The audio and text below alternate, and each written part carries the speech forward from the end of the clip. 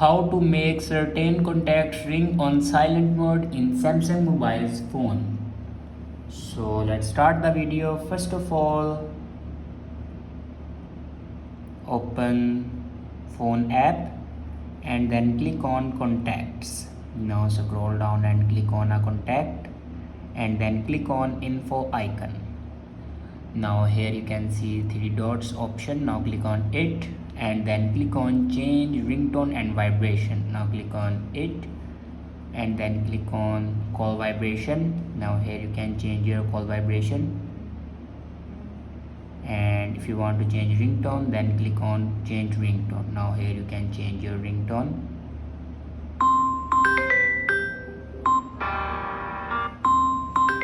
So this is the way to make certain contacts ring on silent mode in Samsung mobile phones. I hope this video is helpful for you. Thanks for watching.